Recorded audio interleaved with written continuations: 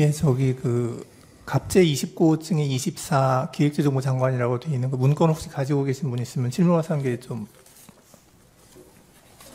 보여주시기 바랍니다.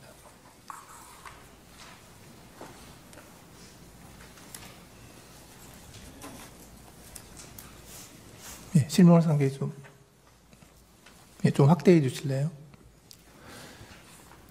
증인. 네. 저 문건 증인이 작성했다고 했죠. 맞습니다. 거기 사망을 보면, 네. 사망이 아니에요. 제일 아래쪽을 보면 국가 비상 입법기구 관련 예산을 편성할 것이라는 내용이 있습니다. 네. 저 내용이 왜 필요했습니까? 예, 요것은 아까 잠깐 제가 언급을 하긴 했는데 요걸 작성하기 전에 대통령께서 평소에 하신 말씀이 떠올랐습니다. 그게 뭐냐면 다시 한번 말씀드리면 정부 여당에서 민생 관련한 입법 법안 그리고 경제 살리기 관련 법안 이런 것들을 비롯해 가지고 한 100여 건이 거대 야당에 막혀 가지고 이게 정지가 돼 있는 상태다. 이것만이라도 제대로 좀 작동이 되면 국민들의 삶이 훨씬 더 좀 나아질 텐데 이거라도 어떻게 좀 했으면 좋겠다는 생각을 많이 말씀하셨습니다. 그러면서 나중에 기회가 되면 이런 부분들을 좀 할 수 있는 방안을 강구해 봤으면 좋겠다. 이런 말씀을 제가 몇 번 들었습니다. 그래서 그게 떠올라서 이번 기회에 그러면 이런 어떤 기재부에다가 이런 이 긴급 재정 입법권을 해서 이 입법권을 수행할 수 있는 그런 이 조직을 만들어 갖고 그걸 이제 가지고 이런 어떤 해소하지 못한 그런 여러 가지 막혀 있는 부분을 좀 해소하자. 그런 생각에서 이렇게 지금 정리하고 알겠습니다. 그런데 그 가운데 거를 보면요. 저 문건의 가운데 거를 보면 국회 관련 각종 보조금, 지원금, 각종 임금 등 현재 운용 중인 자금 포함 완전 차단할 것 이리 돼 있거든요. 네. 그런데 지금 증인이 말씀하시는 그런 입법을 하려면 결국 국회가 해야 되는데 입법은 국회가 하는 거니까 그런데 가운데 거는 왜 쓰셨어요? 저거는 국회를 정지시키겠다는 아닙니다. 이 국회 관련된 사항이 아니고 국회를 통해서 지원되는 단체가 있습니다. 그런 단체의 보조금, 지원금 이런 것들을 차단하라는 그런 뜻이죠. 예. 네.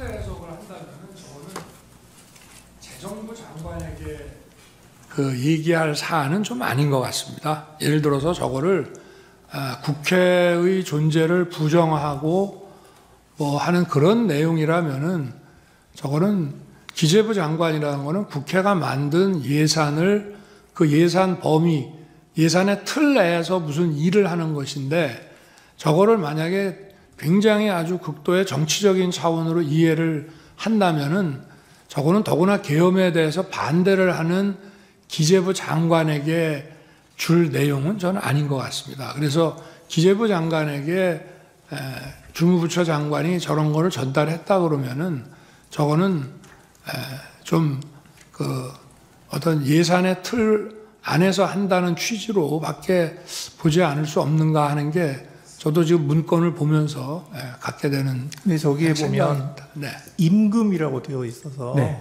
월급 주지 말라는 그 임금은 아까 전에 잠깐 말씀드렸는데 임금비 이런 개념이 아니고 임금 중에 사실은 이게 불법 임금들이 많다고 얘기를 들었습니다. 그러니까 인원들을 뻥튀기 한다든지 또 없는 인원을 이렇게 해서 한다든지 이런 부정적으로 나가는 임금 이런 어떤 것들을 색출해서 차단해야 되겠다 이런 개념이었습니다. 이게 결국은 저런 거 아니겠습니까? 잠깐. 네네. 잠깐만요. 네. 혹시 갑제 2호증 포고령 가지고 계신 분 있으면 좀 보여주시죠. 그 1항 좀 보여주시겠어요? 1항 쪽. 저 1항을 좀 확대 좀 해서. 예. 근데 제가 1.5. 그 1항을 보면 국회와 지방의회, 정당의 활동, 일체 정치 활동을 금한다 이렇게 돼 있거든요. 예.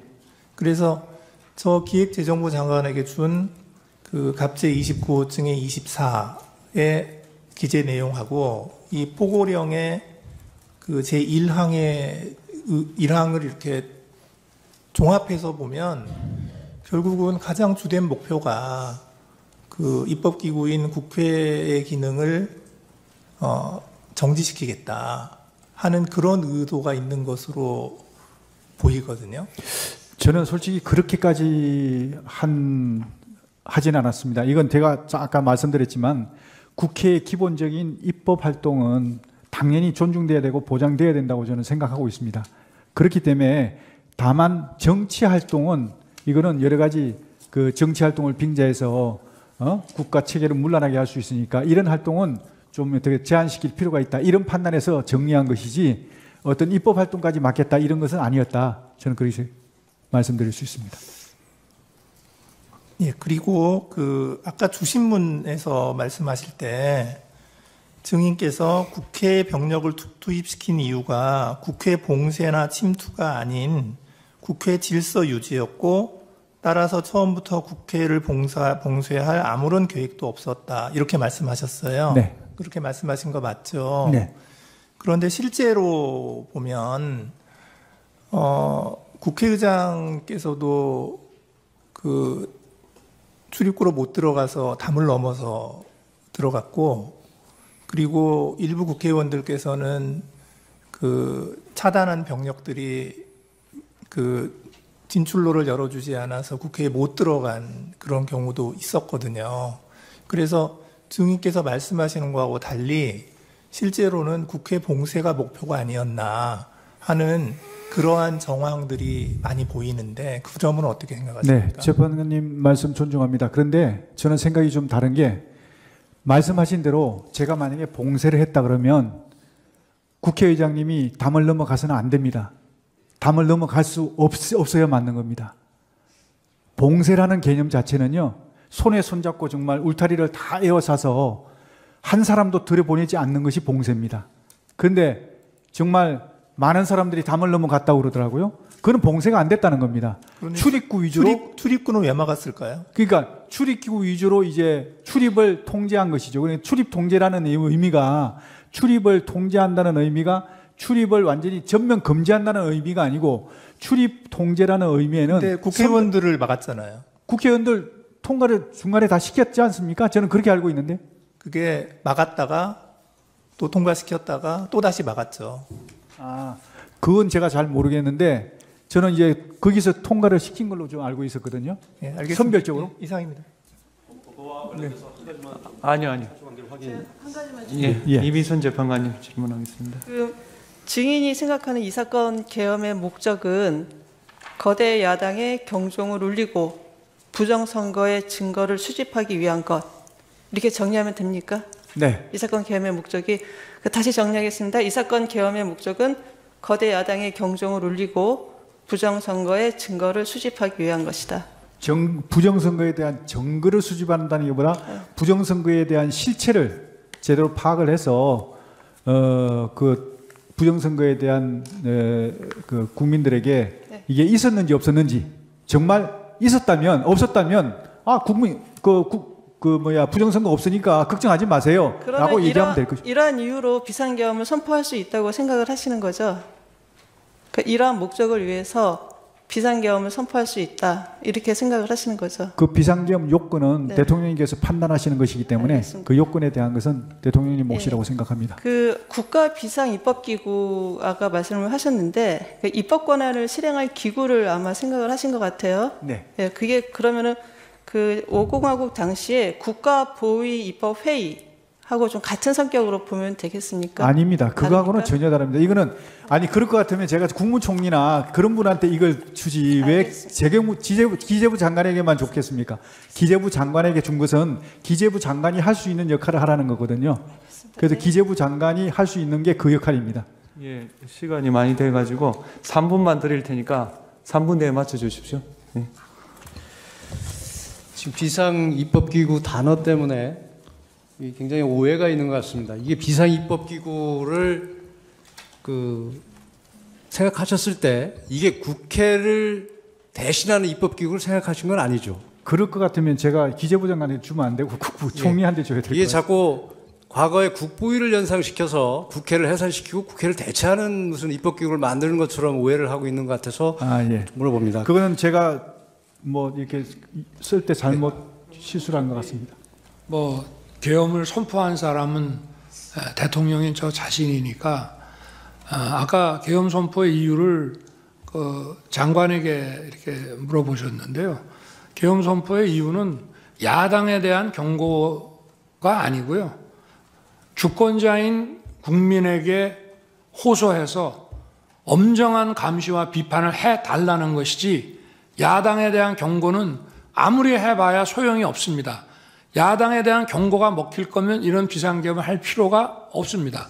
주권자인 국민에 대해서 한 것이고요. 그리고 국보위라는 말씀을 자꾸 하시는데 국보위라고 하면은 이 상황에서 기재부 장관한테 얘기한다는 것 자체가 완전히 넌센스고 국보위를 하는 만약에 상황이라 그러면 이런 거 줄 필요 없습니다. 국보위에도 재경분과위원회라는 게 옛날에 있는 거로 알고 있는데 그런 데서 그냥 해버리면 되는 일이지 예산을 집행하는 기재부 장관에게 이거를 줄 이유는 저는 없다고 생각하고 만약에 그런 거라고 하면은 그거는 더 고도의 정치적인 문제이기 때문에 특히 그날 와서 계엄 선포에 대해서 뭐 금융 경제적인 차원에서 이거를 반대하는 기재부 장관이라는 예산 실무 장관에게 이거를 준다는 거는 앞뒤가 안 맞고 아마 제가 그 민생입법을 방해하는 거기에 대해서 비상 그 재정 경제 명령, 긴급 재정 경제 명령 같은 거를 제가 대수비에서도 얘기를 하고 장관도 아마 들었던 것 같습니다. 그런데 아까 뭐 이게 국회의 입법을 기다릴 시간이 없는 거냐? 맞습니다. 입법을 하려면은 뭐 지금 몇 년을 했는데도 안 됐고 또 입법하는 데는 어마어마한 시간이 걸립니다. 자기들이 필요하면은 며칠 만에 그냥 통과시켜 버리지만 반대하면은 입법이 거의 봉쇄가 되기 때문에 시간을 아무리 가져도 할 수 없으니 선제적으로 긴급 재정경제 명령을 발했을 때 만약에 거대 야당이 반대를 해서 불승인을 하게 되면 또 이게 전부 사상 누각이 되는데 이런 계엄 같은 거를 하는 상황에 국민들의 여론이라든가 이런 게 좀 바뀐다면 이런 걸 한번 검토해 볼 수 있지 않나. 저도 처음에는 무슨 말인지를 몰랐는데 오늘 얘기하는 거를 보니 그런 거는 같습니다. 그런데 지금 우리 재판관님들께서 의문을 가지시는 국보위 같은 개념이라면은 그런 거를 시행하려고 하면 아직 군이 출동하기도 전에 먼저 대국민 계엄 선포 담화를 하고 군이 1시간 후에 국회에 들어갑니다. 제가 물어봤습니다. 계엄 선포하고 군 이동 지시를 해라. 그러면 얼마 걸리냐? 그랬더니 1시간 이상 걸린다. 그러면 그 사이에 들어갈 사람은 들어갈 것이다.